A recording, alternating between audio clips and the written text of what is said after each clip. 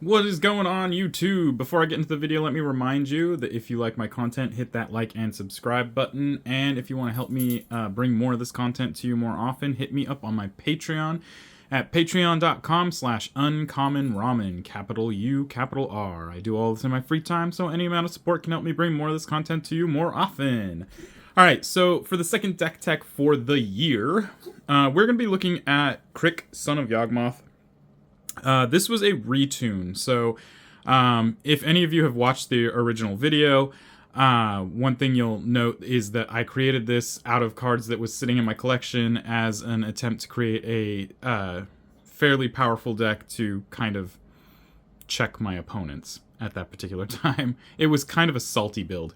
After I played it, I wasn't able to play it again because, well, nobody really wanted to play against it. I have since found other groups of people that would be willing to play it, and I found myself needing to retune it. So what we're looking at today is going to be a retune of the Crick, Son of Yawgmoth deck, where we are just under CEDH level. One of the questions I get is what makes it not CEDH? So one of the big things in here is we're not looking at a lot of the fast mana. So we don't have... Grim Monolith, Mana Crypt, Mana Vault, Mox Diamond, Mox Opal, stuff like that, basically. So that's one of the reasons this is not in CEDH. We're also missing pieces for reanimation that are pretty high up in the CEDH ceiling. So that's what we're looking at. But this is still very, very close. This is what you would want to bring if you were playing at a level 9, if you would. So Crick, Son of Yawgmoth is pretty easy. He's 4 and 3 Phyrexian black mana. He is a 2/2 with lifelink, and for each black in a cost, you may pay 2 life rather than pay that mana cost. Or pay that mana, and whenever you cast a black spell, put a +1/+1 counter on Crick. Okay, so we're going to take a look at creatures first. Starting with Asmodeus, the Archfiend. This is 4 and 2 black for a 6/6. Binding Contract. If you would draw a card, exile the top card of your library face down instead. For 3 black, you can draw 7 cards, and for 1 black, you can return all exiled cards with Asmodeus. Sorry, all cards exiled with Asmodeus the Archfiend to their owner's hand and lose that much life. Next up, we have Ayara, First of Locktwain. This is 3 black for a 2/3. Whenever Ayara, First of Locktwain, or another creature enters the battlefield under your control, each opponent loses 1 life and you gain a life. You can also tap this and sacrifice another black creature to draw a card. We got Basilicus Creature for 1 and a black. It's a 1/2 with flying and extort. We got Blood Artist for 1 and a black. It's a 0/1 for 1 and a black. Whenever Blood Artist or another creature dies, target player loses 1 life and you gain a life. We got Blood Celebrant for 1 black. It's a 1/1. You can pay 1 black and 1 life to add 1 mana of any one color to your mana pool. We got Blood Letter of Aclazotz for 1 and 3 black. It is a 2/4 with flying. If an opponent would lose life during your turn, they lose twice that much life instead. Cryptghast for 3 and a black. It is a 2/2 with extort, and whenever you tap a swamp for mana, add 1 black mana to your mana pool. Dread Presence for 3 and a black. It is a 3/3. Whenever a swamp enters the battlefield under your control, you get to choose 1. You draw a card and lose a life, or Dread Presence deals 2 damage to any target and you gain 2 life. Got Grey Merchant of Asphodel for 3 and 2 black. It is a 2/4. When Grey Merchant of Asphodel enters the battlefield, each opponent loses X life, where X is your devotion to black, and you gain life equal to the life lost this way. We got Magus of the Mirror for 4 and 2 black. It's a 4/2. You can tap this and sacrifice it to exchange life totals with an opponent. Activate the ability only during your upkeep. We've got Nighthawk Scavenger for 1 and 2 black. It is a 1+*3. It is flying, death touch, and lifelink. Nighthawk Scavenger's power is equal to 1 plus the number of card types among cards in your opponent's graveyards. Got Nirkana Revenant for 4 and 2 black. It is a 4/4. Whenever you tap a swamp for mana, add an additional black mana. And for 1 black, you can give Nirkana Revenant +1/+1 until end of turn. We've got Pestilence Demon for 5 and 3 black. It is a 7/6 with flying. You can pay 1 black and have Pestilence Demon deal 1 damage to each creature and each player. We have Pontiff of Blight for 4 and 2 black. It has Extort, and it gives other creatures Extort. We've got Reaver Demon for 4 and 4 black. It is a 6/6 with flying. Whenever Reaver Demon comes into play, if you played it from your hand, destroy all non-artifact, non-black creatures. They can't be regenerated. We've got Sangromancer for 2 and 2 black. It is a 3/3 with flying. Whenever a creature an opponent controls dies, you may gain 3 life. Whenever an opponent discards a card, you may gain 3 life. We got Shard of the Nightbringer for 5 and 3 black. It is an 8/8 with flying. It has Drain Life. When Shard of the Nightbringer enters the battlefield, if you cast it, target opponent loses half their life rounded up, and you gain life equal to the life lost this way. Got Shieldred the Apocalypse. It is 2 and 2 black for a 4/5 with Death Touch. Whenever your opponents draw a card, they lose 2 life, and whenever you draw a card, you gain 2 life. We've got Thrall Parasite for 1 black. It is a 1/1 with Extort. You can tap it to pay 2 life and remove a counter from target non-land permanent. Got Vampire Nighthawk for 1 and 2 black. It is a 2/3 with flying, Death Touch, and lifelink. We've got Villis, Broker of Blood for 5 and 3 black. It is an 8/8 with flying. You can pay 1 black and 2 life to give target creature -1/-1 until end of turn. And whenever you lose life, you draw that many cards. And then finally, we've got Vito, Thorn of the Dusk Rose for 2 and a black. It is a 1/3. Whenever you gain life, target opponent loses that much life. And for 3 and 2 black, creatures you control gain lifelink until end of turn. Next up, we're going to look at instants. Starting with Dark Ritual for 1 black, you add 3 black to your mana pool. We've got Deadly Rollick for 3 and a black. If you control your commander, you may cast the spell without paying its mana cost. You can exile target creature. We have Defile for 1 black. Target creature gets -1/-1 until end of turn for each swamp you control. Infernal Grasp for 1 and a black. Destroy target creature, lose 2 life. Not Dead After All for 1 black until end of turn. Target creature you control gains. When this creature dies, return it to the battlefield tapped under its owner's control. Then create a Wicked token attached to it. Got Offer of Immortality for 1 and a black. Target creature gains Death Touch and Indestructible until end of turn. Undying Malice for 1 black until end of turn. Target creature you control gains... Sorry, not target creature you control, just target creature gains. When this creature dies, return it to the battlefield tapped under its owner's control with a +1/+1 counter on it. And then finally, we got Vampiric Tutor for 1 black. Search your library for a card, then shuffle your library, put that card on top, and lose 2 life. Next up is sorceries. Starting with Beseech the Queen for hybrid 2 or black mana 3 times. So either 6 colorless or 3 black or any permutation of the group. Search your library for a card with converted mana cost less than or equal to the number of lands you control. Reveal it, put it into your hand, then shuffle your library. Dark Petition for 3 and 2 black. Search your library for a card, put that card into your hand, then shuffle your library. Spell Mastery, if there are 2 or more instant and or sorcery cards in your graveyard, add 3 black to your mana pool. Demonic Tutor for 1 and black. Search your library for 1 card, put it into your hand, then shuffle. Exsanguinate for X and 2 black. Each opponent loses X life, and you gain life equal to the life lost this way.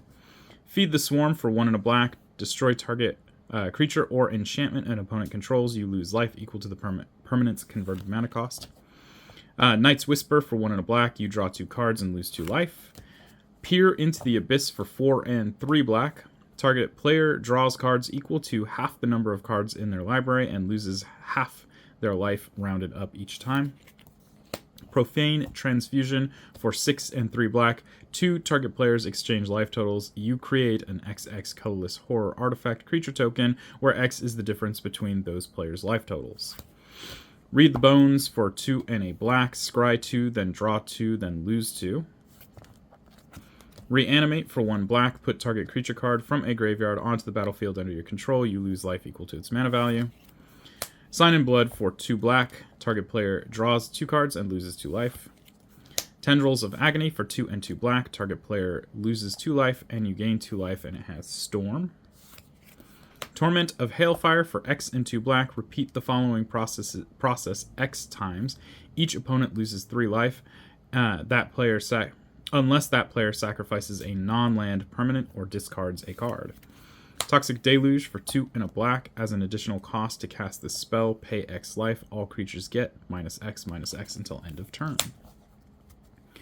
Next up is Artifacts. Right there. Starting with Aetherflux Reservoir for 4. Whenever you cast a spell, you gain 1 life for each spell you've cast this turn. Pay 50 life. Aetherflux Reservoir deals 50 damage to target creature or player. Arcane Signet costs 2. You can tap it to add 1 mana of any color in your commander's color identity. Bolas Citadel for 3 and 3 black. You may look at the top card of your library at any time. You may play lands and cast spells from the top of your library. If you would cast a spell this way, pay life equal to its mana value rather than pay its mana cost. And you can tap this to sacrifice 10 permanents and have each opponent lose 10 life. We got Bontu's Monument for 3. Black spells cost 1 less to cast, and whenever you cast a creature spell, each opponent loses 1 life and you gain a life. We got Chrome Mox for 0. It has Imprint. When it comes into play, remove a non-artifact, non-land card from your hand. You can tap this to add 1 mana of the imprinted card's colors. We got Demon's Horn for 2. Whenever you cast a black spell, whenever a player casts a black spell, you gain a life. Helm of Awakening for 2. Spells cost 1 colorless less. Jet Medallion for 2. Black spells you cast cost 1 colorless less. Lightning Greaves for 2. Equipped creature has Haste and Shroud. It equips for 0. Mind Stone costs 2. You can tap it for colorless, or you can pay 1 and tap it to sacrifice it and draw a card. Soul Ring costs 1. You tap it for 2 colorless. Staff of the Death Magus costs 3. Whenever you cast a black spell or a swamp enters the battlefield under your control, you gain a life. Swiftfoot Boots for 2. Equipped creature has Hexproof and Haste. It costs 1 to equip. And then Whip of Erebos for 2 and 2 black. Creatures you control have lifelink, and you can pay 2 and 2 black and tap this to return target creature card from your graveyard to the battlefield. It gains haste. Exile it at the beginning of next end step. If it would leave the battlefield, exile it instead of putting it anywhere else. Activate this ability only anytime you could cast a sorcery. Okay, so next up is going to be enchantments. Starting with Exquisite Blood for 4 and a black. Whenever an opponent loses life, you gain that much life. Font of Agonies for 1 black. Whenever you pay life, put that many blood counters on Font of Agonies. For 1 and a black, you can remove 4 blood counters from Font of Agonies to destroy target creature. We got Greed for 3 and a black. You can pay a black and 2 life to draw a card. We got Necropotence for 3 black. You skip your draw phase. If you discard a card from your hand, exile that card. You can pay 1 life to set aside the top card of your library. And then at the beginning of your next discard phase, you'll put those cards into your hand. You can do that any number of times as long as you have that much life. Palace Siege costs 3 and 2 black. As it enters the battlefield, you choose Khans or Dragons. If you choose Khans at the beginning of your upkeep, return target creature card from your graveyard to your hand. If you choose Dragons at the beginning of your upkeep, each opponent loses 2 life and you gain 2 life. Phyrexian Arena for 1 and 2 black. At the beginning of your upkeep, you draw a card and lose a life. And then finally, Sanguine Bond for 3 and 2 black. Whenever you gain life, target opponent loses that much life. Lastly, we're going to look at, last of the non-land cards, we're going to look at Planeswalkers. We are with Sorin Markov here for 3 and 3 black. It enters with 4 loyalty counters. For 2 loyalty counters, for plus 2 loyalty counters, Sorin Markov deals 2 damage to target creature or player, and you gain 2 life. For minus 3 loyalty counters, target opponent's life total becomes 10. And for minus 7, you control target player's next turn. Next up is non-basic lands. Starting with Bojuka Bog. Enters play tapped. When Bojuka Bog enters the battlefield, exile all cards from target player's graveyard, and it taps for black. We've got Cabal Coffers. You can pay 2 and tap this to add black to your mana pool for each swamp you control. We've got Cabal Stronghold. You can tap this for colorless, or you can pay 3 and tap this to add black to your mana pool for each basic swamp you control. Nykthos, Shrine to Nyx. You can tap this for colorless, or you can pay 2 and tap this, choose a color, and add mana to your mana pool equal to your devotion to that color. Reliquary Tower, you have no maximum hand size, and you can tap this for colorless. And then Urborg, Tomb of Yawgmoth. Each land is a swamp in addition to its other types. And finally, we got basic lands. We got 1, 2, 3, 4, 5, 6, 7, 8, 9, 10, 11, 12, 13, 14, 15, 16, 17, 18, 19, 20, 21, 22, 23, 24, 25, 26, 27 swamps. So that is the Crick Son of Yawgmoth retune. We took out a lot of cards that were dragging it in different directions, and we refocused it to be more about life gain and life drain.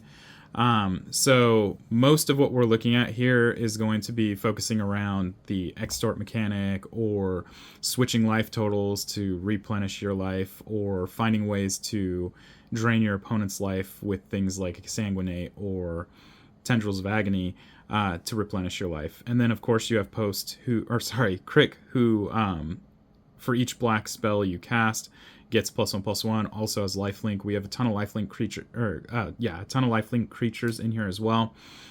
Things like the Profusion and Shard of the Nightbringer help to reestablish life totals. Even the Magus of the Mirror, which mostly is just a threat, it's probably going to get killed since you can only do it during your upkeep. But in general, just lots of life gain. Like I said, it's just under CEDH. If you throw a bunch of fast mana in here and switch out some of these cards that are less impactful for cards, like for instance, we don't have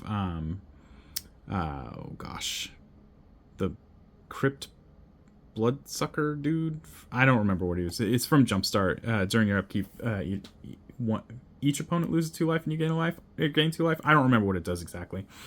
We don't have that in here. We don't have other big reanimation spells that are probably due to be in here to help you get Crick back into play.